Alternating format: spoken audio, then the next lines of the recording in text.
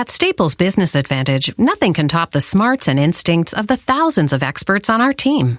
While AI excels at processing data, automating tasks, and providing insights for better decision-making. And when they're used together, they're far more powerful than either is alone. Whoa. I've never felt more alive. Let Staples Business Advantage use today's latest innovations, plus our team's experience, to make business easier for you. Sign up today and save 20%. Staples Business Advantage. Business is human. Hi, I'm Jim Perdue of Perdue Chicken. Unlike our competitor, who's gone back to feeding their chickens antibiotics, we at Perdue will remain no antibiotics ever. No antibiotics ever because we raise our chickens in a healthy environment, so they don't need them.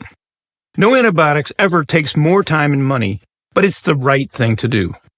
So when you buy chicken, look for the Perdue label to make sure your chicken is no antibiotics ever. Get the facts at Perdue.com.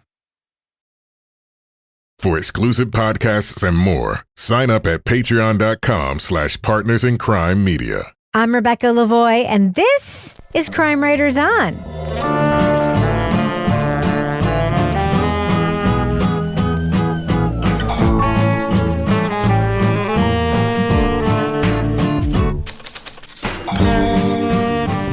Crime Writers On is the original true crime review podcast that digs into true crime, pop culture, other podcasts. And on this episode, a series of suspicious deaths on Montana Indian reservations shines a light on the issue of missing and murdered Indigenous women. We'll discuss the Showtime documentary series, Murder in Bighorn. Join me to get that done and more is true crime author, TV journalist, and host of the These Are Their Stories podcast, my husband, and yes, the love of my life, Kevin Flynn. Hello, Kevin. Hello, Rebecca. Also with us is private investigator, certified pet detective, resident cat lady, and author of the Piper Green series of cozy mysteries, Laura Bricker. Hey, Laura. Hey, Rebecca. And finally, our resident Doubting Thomas, author of the City Trilogy, host of Strange Arrivals, and our Patreon Deep Dive Book Club podcast host, Toby Ball. Hello, Toby. Hello, Rebecca. All right, so Kevin, obviously this is Thursday's podcast. It is. What is coming up on Monday's show? On Monday, we're going to be talking about the podcast CSI on Trial. Okay. What is that about? Well, it sounds like it's going after the CSI effect? Yeah, the CSI effect and forensics. And if you liked Monday's podcast where we talked about admissible shreds of evidence or Exhibit A? Was that the name of the documentary series we talked about all those years ago? I mean, I think that we're gonna get our Rage-a-thon going. All right, What's that guy in CSI with the great hair? I'm having a break. You know, the one in CSI Miami. The old guy with the red hair. I love him. You know that. Oh, you mean David Caruso? David Caruso, where they have all the openings. I'm going to go ahead and put one of those like song things in now where he takes off the sunglasses and says a thing. And he has like a phrase and it's like, I don't know. He's missing from the scene. Maybe he took off. Or maybe he got taken for a ride. All right, so speaking of the CSI effect, can I just make a quick plug for something? You sure can. It's Thursday's show, but this past Monday dropped the 8th episode and the final episode of Bear Brook Season 2. And I know that you know that I worked on this at my day job. I just want to say the final episode of this podcast, episode 7 and 8. Episode 7 is about the science behind false confessions. It is an incredible standalone episode. Kevin, I know you listened to it. It is like people think, how could somebody confess to something that they didn't do? A murder that they didn't commit. Episode 7 gets into that. It gets into the science behind it, and it really dissects it in a way that like I've never heard before, even though I've heard a million podcasts about it. Episode 8 of Bear Brook, people have been asking like, how is this different than Undisclosed? How does it like get into the Jason Carroll case that's different and in a way that like Undisclosed gets into it? Episode 8 of Bear Brook Season 2 reveals how Rabia Chaudhry's coverage of the Jason Carroll case has changed the Jason Carroll case. Please, please, please, please, please listen to episodes 7 and 8 of Bear Brook Season 2. Even if you listen to no other episodes of Bear Brook Season 2, trust me, those 2 episodes alone are standalone episodes. Kevin, Would you not agree? I agree. Okay. So, Kevin, should we not get into the thing we're going to be talking about tonight? No, we should get into it. Okay. Because it's kind of a big deal and it's kind of heavy. Yeah, sure. Let's go ahead and drop that first clip right now. Oftentimes you'll see people walking up and down the interstate, and sometimes they don't come home. A teenager found in a field, another in a yard, another near a highway rest stop. They were the latest in a long line of deaths of Native women from Montana's Crow and northern Cheyenne reservations. Despite their suspicious nature, investigators failed to call the deaths crimes. This disregard for trying to provide answers to family members, and that there can be an attempt to close out these cases, close them out like they're done, like it can ever be over. The incidents drew attention to the larger issue of Native American and First Nation women missing and murdered in the U.S. and Canada. The cases have been largely ignored by the media, met with law enforcement indifference, and inflicted pain on a marginalized community. These cases are not true crime stories to us. These cases are our relatives.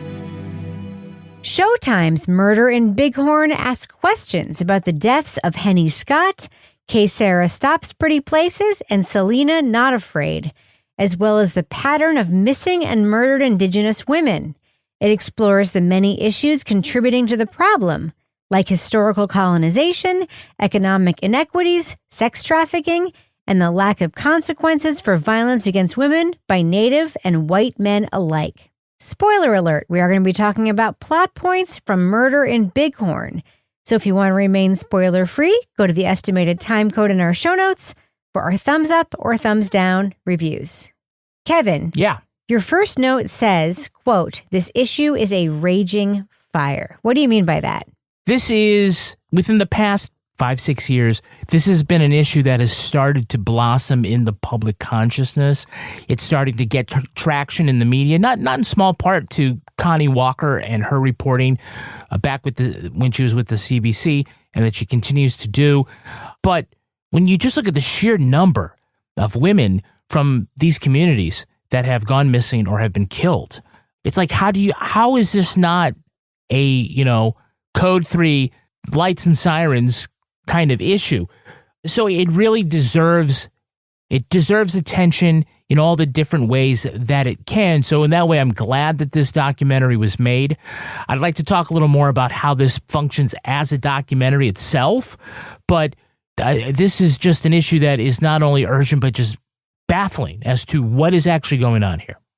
Yeah, so Toby, your first note to me has one phrase repeated 3 times. Do you want to just read that to me? It just says white supremacy, white supremacy, white supremacy. Yeah, so what do you mean by that? I mean, I don't think you need to elucidate too much, but they give many examples of that in the documentary, right? I mean, where you start from the beginning, right? I mean, you start with, Manifest Destiny or whatever. They give a lot of historical context between Manifest Destiny, Indian boarding schools, so on and so on. But then it's also, this whole show is just rife with it. An example being when the coroner, who is also the town mortician, which seems weird, but as Kevin and I know from reading Radley Balco's book several years ago, that's not an uncommon combination, is to have those two, have the coroner also be a mortician. But the fact that this guy, he cremated Kaysera's remains without the family's permission. And as a matter of fact, he would have or should have known that they would not give him permission, because that is not the way that the Crow people deal with their family members who've passed on. So again, it's just this absolute disregard for Native American people. And I'm sure we'll talk about this more, but also sort of a product of sort of what they talk about, how part of the culture of the border town is violence against Native Americans. Now, Laura, you left a note about that too, because there are interviews, graphics, videos, anecdotes, like the whole series just gives this visual representation of this issue, right? Yeah, and I think it really comes through when you look at the map. They did a great job with those graphics of the maps, and you're seeing, like, I think it was like I-90, and it's going through, and you're seeing the border of the interstate, and you're seeing the border of the reservation and the town, and then it like zooms in on the street view on the graphic, and then down into the streets, and you're seeing how close these two worlds are, and just that. It's just part of the culture, this violence. And at some point, I can't remember who it was, says like, really, what the fuck? What the fuck is going on here? And I was like, amen to that. But I think when you hear about the women, going over the border and being enticed with like free drugs and alcohol, and then how, and this is in the beginning of the documentary, we're hearing about that they're going over and they're, basically being sold to the highest bidder. These women are very vulnerable, and they're obviously not in their right minds. They're under the influence. You've got one person whose mother was an addict who had meth-induced schizophrenia. So I think it really came through to me in that first, in the beginning of this, just how, much a part of this area of the country, how people are just sort of used to this happening there. And as a result, it continues. So, Kevin, this documentary isn't really an investigation, right? No, it feels more like a meditation a bit on the issue, because we look at these 3 deaths and, I can't really say, I mean, they do talk a little more about Selena Not Afraid's. They give sort of more time to that one. But she was the woman who had more press attention, got an immediate response attention. That of the 3 that like, I think they said that was the one that, that was the bonfire, Henny's was the kindling, and, that was the metaphor. But yeah, that was sort of one of the first times that it sort of got the attention, at least within the region, that it deserved, and it started getting the New York Times and whatnot. It certainly doesn't get the same attention as a pretty white girl that goes missing. But this was important. As far as sort of like a true crime investigation, it doesn't really do that. Especially, it spends also a lot of time examining the different cultural issues that might be contributing to this whole issue of all these women disappearing. And so that was good. So, I guess I'm wondering even if the term murder in Bighorn is a little bit of a misnomer, because if we're just looking at these 3, certainly one of them did look like it was suspicious, although it was just undetermined, I would say. And I know if you guys agree or whether it even really matters, but I feel like the Selena Not Afraid case is not a homicide, that they spent a lot of time sort of getting into conspiracy issues, and like they have reason to not believe the police and that white was where authorities. The body was discovered in a place that was being searched. And people were like, they would have found her. Sagebrush, not far. Yeah, should have found her sooner. But the idea that maybe, she was killed someplace else and then dragged back to that place in the middle of the search, everybody could be lying to them, sure. The autopsy found no sign of violence, no sign of trauma. All of the indications about like how she behaved with the hypothermia, we see that exact thing play out in the White Mountains here. It just doesn't have to be in the middle of the plains. Both of the sheriff and undersheriff tried to convince her they missed it. They tried to convince people in the helicopters they missed her. No, if she was there, you would see her because of where she's laying. She's not hidden. Isn't the idea that her victimology puts her in a position where that would have happened? Now, that is a legitimate point, right? When you look at the commonalities between at least these 3 cases, is that they were underage drinkers. They were taken to places, even though with Selena, it was sort of like the next day. Okay, pause there for a second. What? Underage drinkers. Every underage person is a drinker, okay? First of all. All right, fine. Okay. Second, but yeah. Vulnerable. Exactly. Because they are preyed upon and undervalued by their community and the community, but that is they're victims. Yeah. They're victims from when they are born. Yeah. So like... And there's a system that sort of sets up that puts them in a position at risk already. Teenage girls in our town are underage drinkers. They're way less fucking likely to be found up dead of hypothermia in a field, right? That's the point. Yeah. Well, and I think I want to go back to what that case Kevin was talking about, the Selena Not Afraid case, and how that was different. What I thought was really interesting about that is that we hear about that case through the eyes of this newspaper woman who is from the area, who leaves and then comes back to report on what's happening in her community. Luella. She has this, yes. And she has this very personal story, very poignant. In 1977, her aunt froze in the snow and died. As she said, she was just another dead Indian. So then she knows Selena because Selena went to school with her sons. So that was so it was a personal connection, which, had been set up when she was talking about why she got into covering these cases. But she was also talking about how the response was with this case that happened before this, with this girl who disappeared. And that was when they were talking a lot about the highway and how they thought women were being, these Indigenous women were being picked up by truckers and trafficked and sex. And they just had like a sign up for that woman, but there was no response. And then when now it's somebody within the community that is, a girl that is more well known, and you see all these law enforcement officers out there looking, and you see the community out looking, and you see this woman that's an attorney, and she's going on the news talking about it, and how they're hoping that this case is going to be a turning point in how law enforcement is responding to missing Indigenous women. And I think that unfortunately then sets up even worse what we find out at the end for me, which was like, I was a little disillusioned by sort of the takeaway that I had at the end of this, after the setup here where we're like sex trafficking and murder and everything else. Yeah.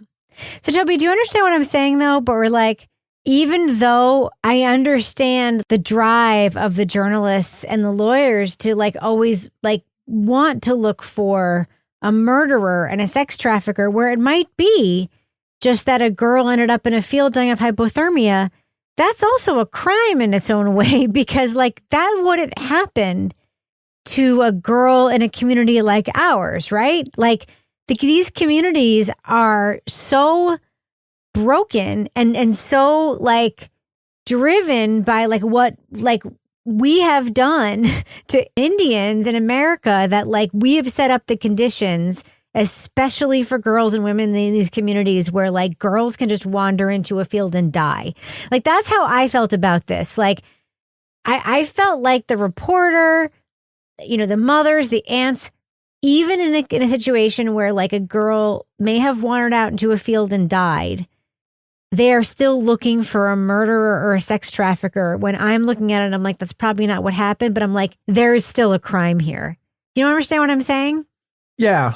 And I think it becomes kind of poignant at the end when they talk to, I don't know if it's one or a couple of Native women talking about daughters and about trying to keep them alive, essentially. But yeah, I think the combination of, extreme poverty, again, white supremacy, racism, and the things that poverty brings along with it, substance abuse, things like that. And then when you add the jurisdictional issues in keeping Native women safe from especially non-Native men who come on the reservation, makes it so that it's a very difficult to prosecute crime, because the Native authorities cannot prosecute non-Native people. But yeah, I mean, it's you just have to look at the sort of side stories you hear, because I think it's Selena who's lost. I think she's the third child who's died. Yeah, and that fourth family, child who's died in that family. So when there's extreme poverty, that leads to all these other issues that result in early deaths, and then you add to that these crime issues, these issues of racism, and then it's an unforgiving climate, right? I mean, people dying of hypothermia, that's, wandering off and falling down and just not getting up again. So I think there's a lot of things that are going on here, but societally, like you were saying, Rebecca, I mean, it's, things are really stacked against people, and they don't get into this a whole lot, but I think with the newspaper reporter, she does talk about leaving the reservation and then coming back. And I think that's like another part of it too. It is sort of it's hard to get away. So, Kevin, there's no graceful way to transfer into the business section. No, why don't we just say, let's talk about some business? Yeah, there's just no graceful way to do it. So, we are going to go into the business section now with no graceful or funny transition. So, why don't we go ahead and talk about what's in our Patreon right now? All right, well, we've got some great news, and ever since we announced this on Monday, people have been going crazy. We're going to be having a new Patreon level for supporters. If you join the level, then you can get all new episodes of Crime Writers On, ad-free and business section free. So wait, you're saying people have been going crazy for this? Like they've been really clamoring for it? I have, ever since I said it. They don't want to hear this part where we're doing this? Well, I know there are people who are heartbroken at the prospect, but they're like, if Kevin does another horrible transition from a terrible murder case into talking about Leave It to Bricker, I'm just gonna, poke my eye out with a fork. My ear out with a spoon. Yeah, exactly. This is what we have. Yeah, you get to miss all of this good stuff. Although sometimes there's wacky stuff that happens here, but you get to miss all of it at this new Patreon level. You do. Yeah, you should pay for that. Yeah, you're going to miss out me talking about how a cat's butt just got in Laura's camera. Literally. Just interrupted our whole business section.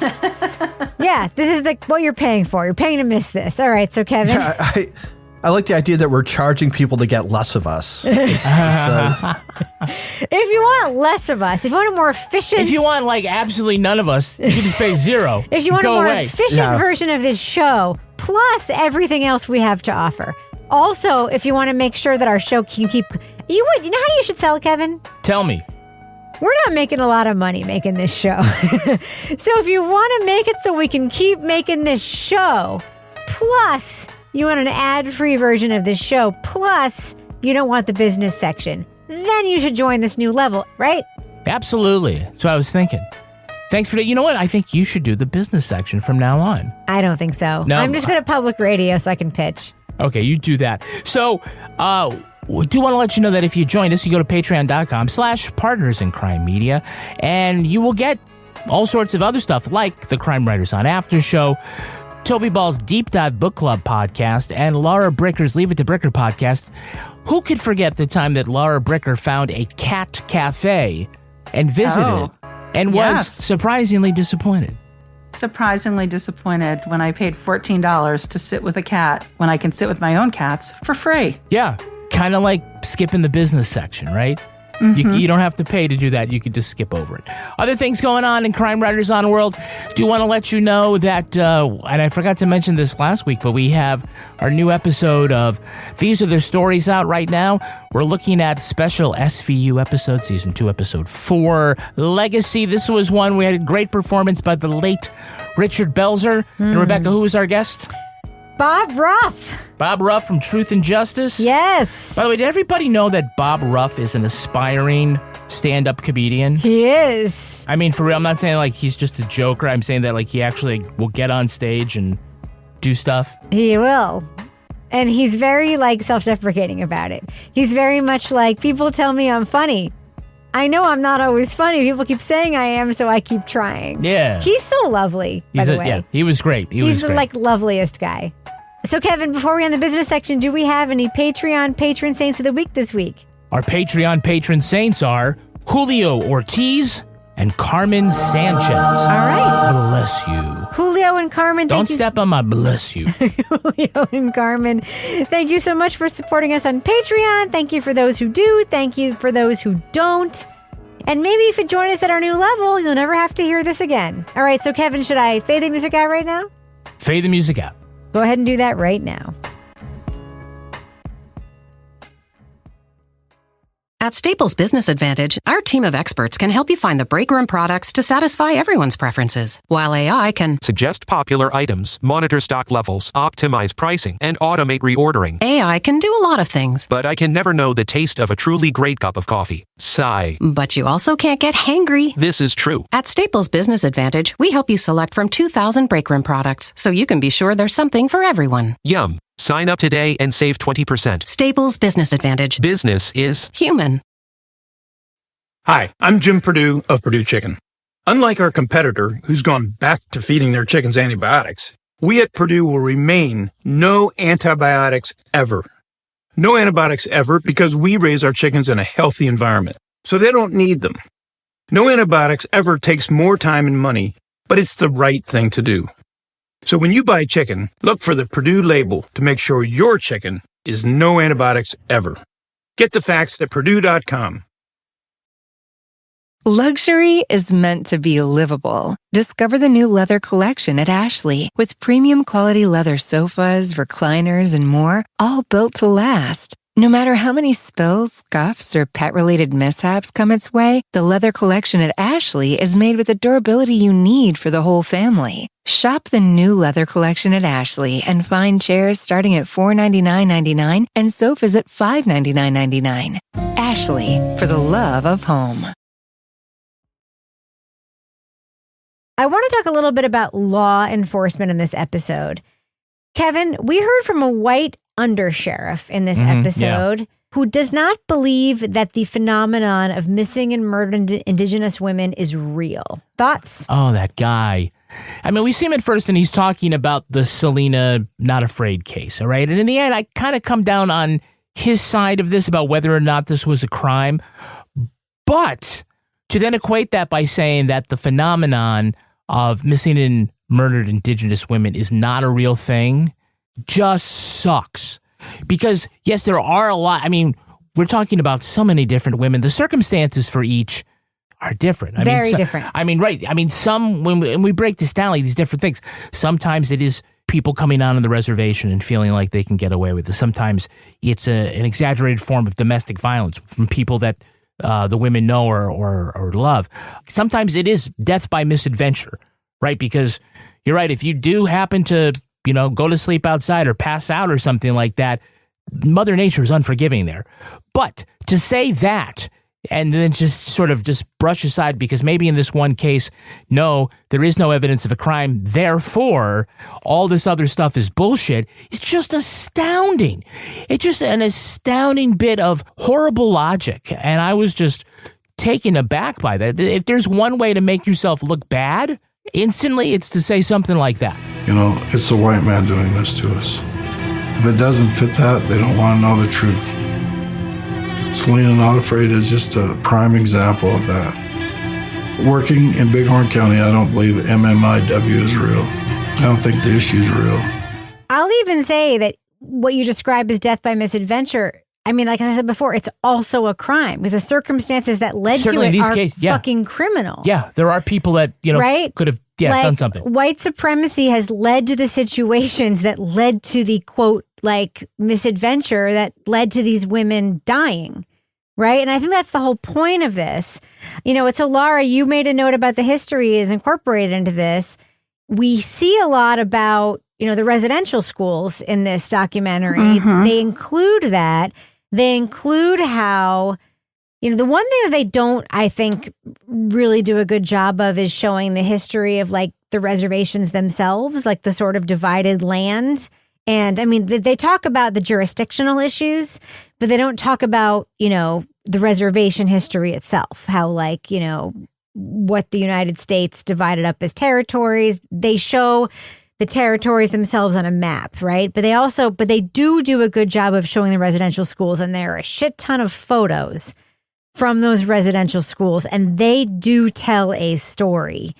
And that story is criminal, right? Oh, yeah. I mean, it's basically when you look at the photos, in some of them, you don't even realize that these are Indigenous children in the schools. What is the expression? Kill the Indian, save the man. Kill the Indian, save the man. Yeah. Yeah. And it's you look at just the pictures and you look at the hairstyles and you look at the clothing and then you hear the stories. And I think, it's interesting. I mean, they kind of go back to this story that we all heard in history class and then was glorified in a Disney movie, Pocahontas and John Smith, and how that wasn't a love story. This wasn't really what was happening there. So there was a lot of interesting history incorporated.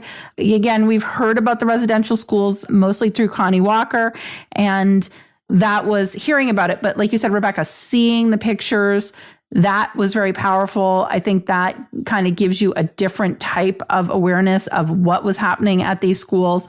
But I mean, now this is kind of a segue sort of sideways from that, is that I feel like this documentary, when we said Murder in Bighorn wasn't really an accurate title, at times I'm not sure it knew what it wanted to be, because I feel like this history was interesting, but it broke the flow of this narrative. I feel like it would have been more effective if we had told the story in a different way through these 3 episodes, because sometimes there'd be like, and here's this side tangent about the history, and here's this side tangent about something else that happened.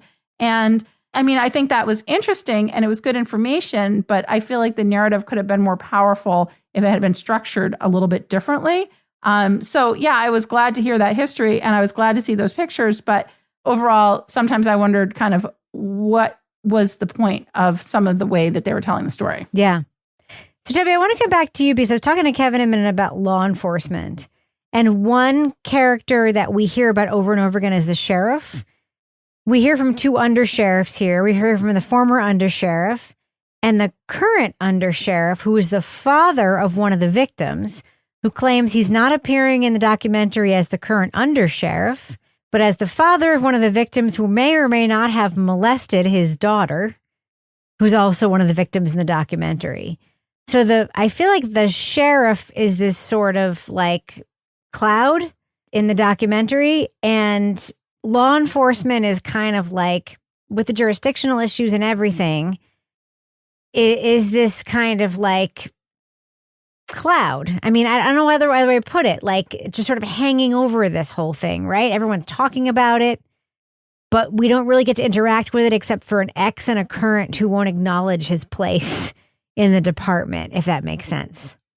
Yeah, so it was striking to me that the sheriff, who is, I believe, from the Crow Nation, first he had an undersheriff who's a white guy who, you know, when you see him, not only is he kind of denying the missing and murdered element, which is just, it seems ridiculous because I guess you don't really hear him talking, but you hear a whole bunch of other people talking about people going missing, people walking on the side of the road and you never see him again, and trucks coming through. I mean, that's the whole backdrop, is that there's this sort of litany of girls who are missing or found dead.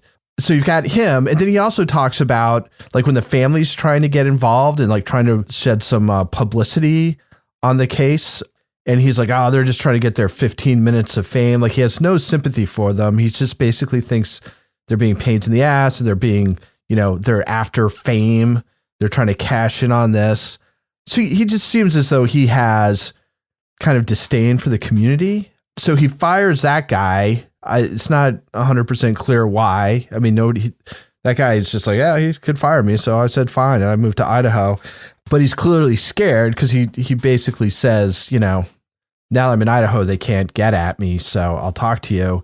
But then the guy he follows up, it's Selena's father, estranged father, who actually, I believe there was a restraining order against him being around her. Mm-hmm. Her case is still open, and he gets named as the new undersheriff, which, you know, it just seems like a mind-boggling sort of choice, especially given how high profile relatively to what else is going on there Selena's case is.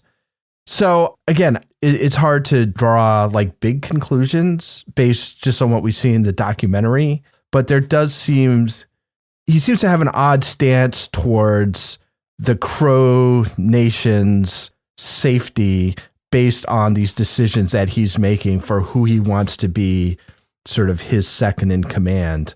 And then that just compounds these other jurisdictional issues about whether the Bureau of Indian Affairs has jurisdiction. The FBI sometimes can have jurisdiction on the reservation, but it's usually only for major crimes, or you have to ask them to come in. And if it's, you know, white people on the reservation who are doing something, then there's really no jurisdiction over them. So it's just, it's kind of a nightmare, and it's not made any better, it seems, by the leadership of the sheriff's office. There seems to be this agreement among men, white men, Crow men, that these women don't matter. I mean, that seems to be what the women are saying, right? Yeah.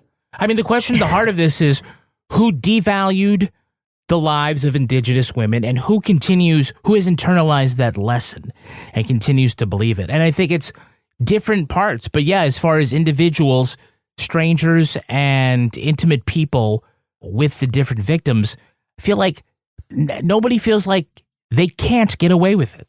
Yeah. Right? I mean, why did Jack the Ripper go into Whitechapel and target prostitutes? Because he believed that these were people who were marginalized and no one's going to miss them, no one's going to care.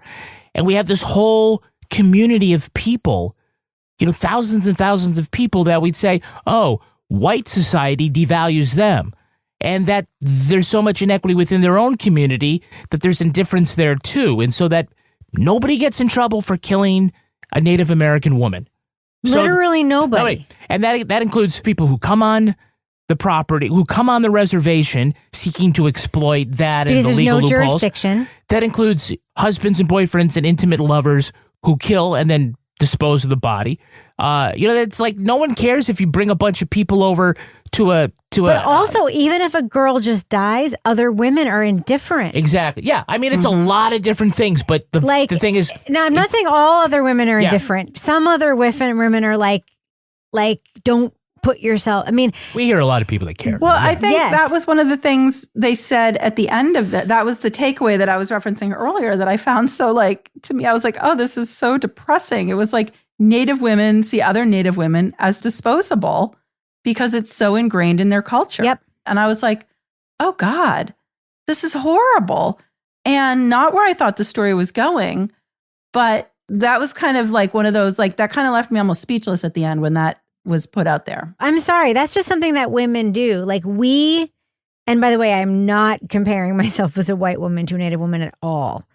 But as a woman, period, you just kind of accept that, I remember being young and being like, all right, this is what happens to me now. And if that happens to her, that's what happened to her. And that's what also happens to me. So that's what it is. I can imagine being in a situation where I am 100 times more marginalized and feeling okay, that's what happened to her. That's what also happens to me. If you are an Indigenous person, that is a jillion times magnified. It's not surprising at all, and I don't judge it at all. I cannot imagine a situation in which that wouldn't be the case. And these people are 100% not to blame for this. It is white people's fault, period, for all of it.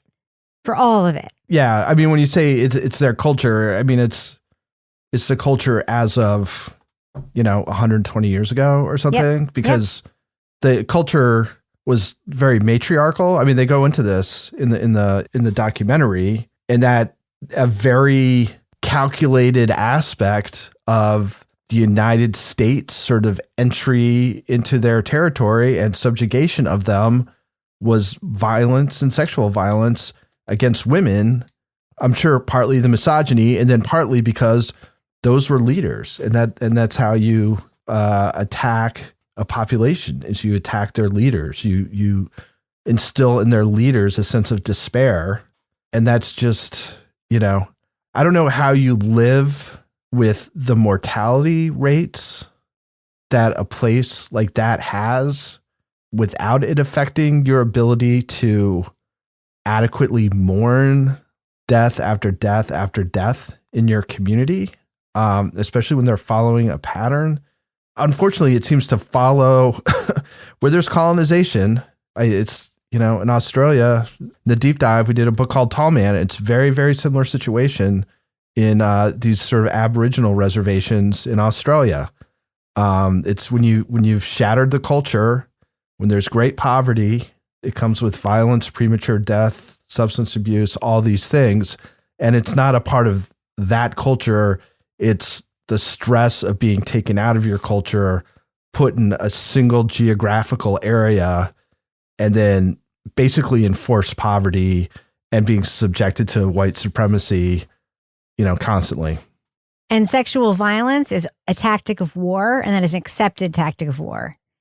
And it's still an accepted tactic of war today. And that's not something we can forget. It's brought up in this documentary, and it is still an accepted tactic of war. And that is just like something that we can never forget, right?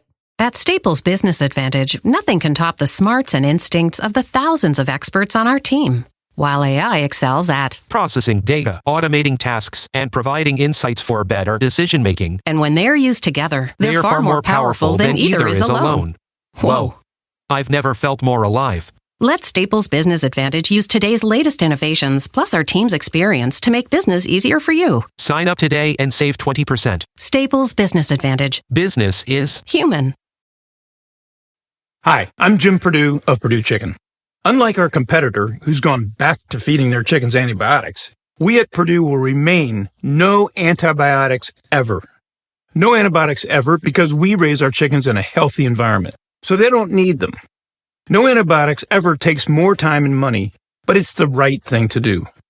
So when you buy chicken, look for the Perdue label to make sure your chicken is no antibiotics ever. Get the facts at Perdue.com. Luxury is meant to be livable. Discover the new leather collection at Ashley with premium quality leather sofas, recliners, and more, all built to last. No matter how many spills, scuffs, or pet-related mishaps come its way, the leather collection at Ashley is made with the durability you need for the whole family. Shop the new leather collection at Ashley and find chairs starting at $499.99 and sofas at $599.99. Ashley, for the love of home. All right, let's do what we do. Let's let our listeners know, should they check out Murder in Bighorn, Laura Bricker? What do you think? Thumbs up or thumbs down for this documentary on Showtime? I'm going to give this a mild thumbs up. And I think this is a really important issue. I liked this documentary. I felt like at times it struggled for me because the narrative didn't feel like it was super cohesive sometimes with like where we were going with the story, because there was some sort of tangents that took away from what I thought was the main thrust of missing and murdered Indigenous women and what was going on with them. And then it just sort of ended at the end of episode 3. So, I think I'm glad that Connie Walker, the standard bearer in this type of reporting, kicked off this type of reporting about this issue. I'm glad to see there are more that are taking it up. I think this was interesting just from a visual perspective, getting a real sense of what it was like living in a border town. And then when you see, footage of the reservation and you just see the poverty, and it's startling when you see it on the screen. I think there were some interesting cases in this. Overall, I'm going to give this a thumbs up. Toby Ball, what do you think? Murder in Bighorn, thumbs up or thumbs down? Yeah, I'm a thumbs up. Look, if you're coming into this thinking that you're going to see like a typical sort of true crime procedural, like this person was killed and then we follow these suspects and, blah, blah, blah, that you see all the time. Like this doesn't really do that. I mean, what it really is sort of a picture of a culture and a situation, which is, essentially the Crow Reservation in Montana, and how that situation leads to the death or disappearance of Crow girls and young women. And so it's, as far as it is like sort of true crime and where there is crime, a lot of it's just is historical crime. And it's what we as a country have done with the people who lived in these areas, putting them on reservations, sort of fracturing their society, enforced poverty, all these things. I think that's really the thrust of the documentary, and the stories themselves are very poignant, but as to whether they are sort of what we're used to in most of the true crime stuff we do, which is this person was murdered, what happened, I think you have to look a little bit to the next thing. It's like, what are the conditions that lead to the life of a young Crow woman being so dangerous? So anyway, I really liked it, and I give it a strong thumbs up. Kevin Flynn. Unfortunately, I have to go thumbs down. Really? Not because the issue isn't important, like I said that it is. I think just as a documentary, and I think Laura's kind of hinting at this too, that I don't think this is like a really great example of persuasive storytelling in the sense it kind of lingers too long on certain beats. It feels like it's got some filler in it. I mean, we saw like a bunch of the same sound bites from episode to episode. 3 seemed too long for me. all of it was important. I thought that the historical perspectives were really great, and it gave me something to think about. And if that's what you want, then maybe you should go ahead and watch it. But for me, I really can't recommend it on its merits. Like, Connie Walker is just sort of like the expert in this area. Her work is so good because she talks about like crimes resulting from the issues, right? So, whether it's a scoop or the residential stories, just the point is that her work is superior because these stories continue to move forward and continue to tell a narrative. And I just felt like this was kind of running in place a little bit. There are times I was just kind of like, okay, can we move on to the next thing here? Because I felt like we were just going back and forth over some stuff, and it could have been told, I thought, better. So while, whenever this comes up as an issue that we cover in True Crime, and I say it again, this issue is the house burning down. But I just don't feel like, unless maybe you're absolutely new to this topic, I don't feel like this was a great documentary. All right, so I'm giving this a thumbs up. I think it was named improperly, and I think that's why you're giving it a thumbs down, Kevin. I'm sorry. No, but go ahead. Okay. It was not about a murder in Bighorn. That's why I believe if I was expecting a murder in Bighorn and that was the only criteria upon which I was going to grade it, I'd be like, there were fewer murders in Bighorn than the title promised. That being said, comparing it to Connie Walker's work, okay? Connie Walker did Missing and Murdered, 2 incredible seasons. She did Stolen, The Search for Jermaine, and Stolen, Surviving St. Michael's, 2 incredible seasons that were very focused, right? This series is actually much more nuanced for me.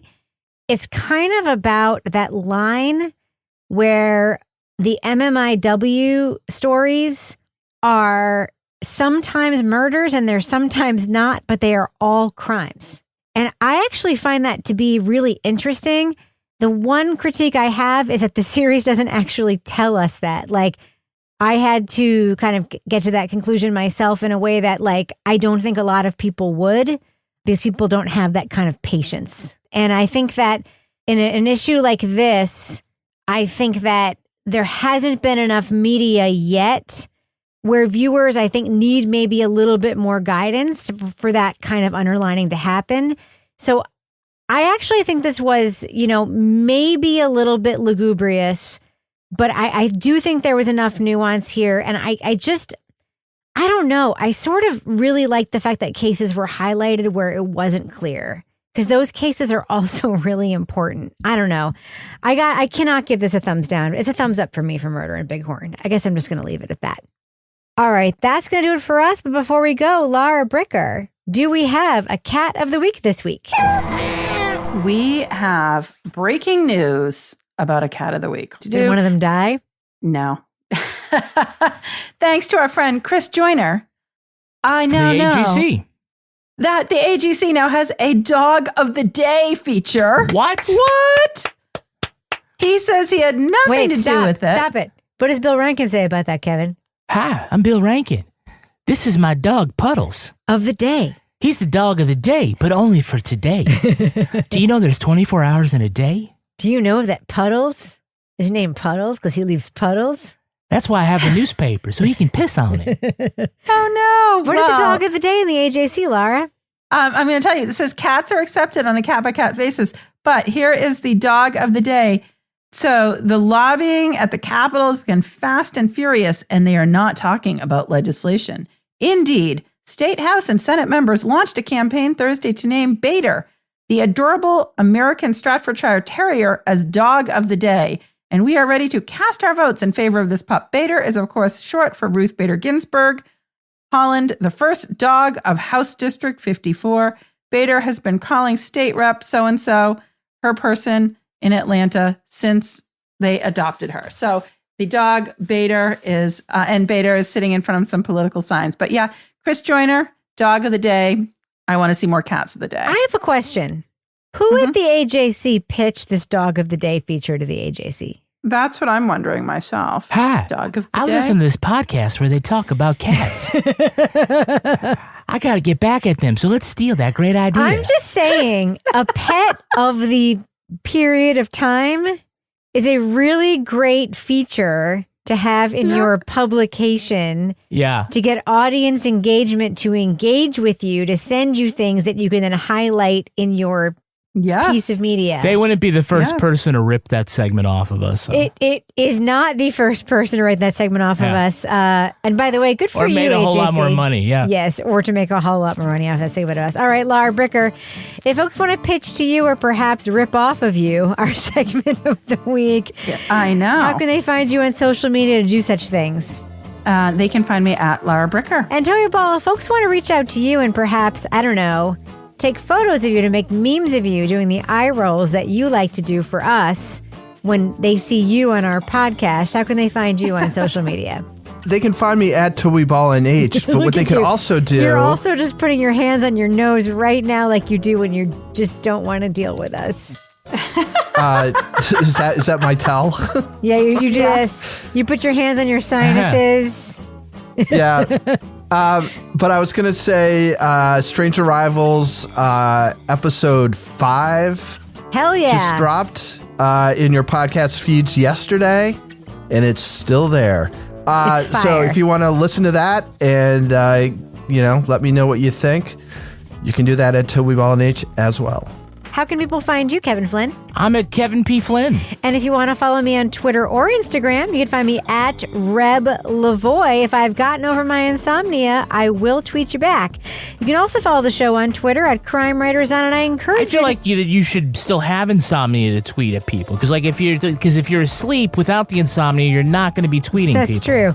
You can also join our incredible community in our official Crime Writers On Facebook discussion group. We also have a regular old Facebook page. Just go there, hit join the group. We'll let you in. Support the show at patreon.com/Partners in Crime Media.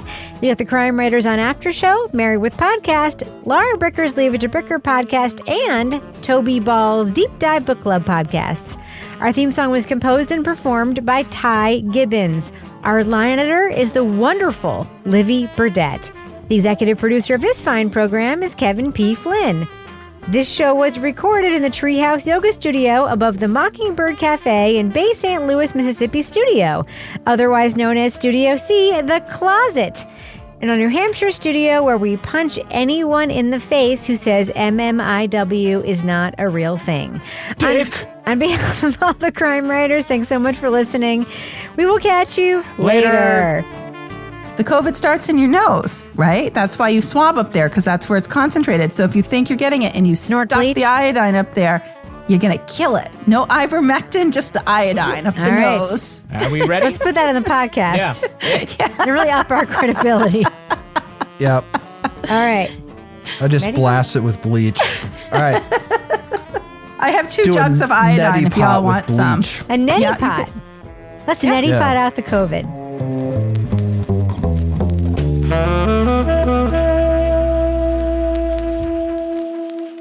Partners in Crime Media.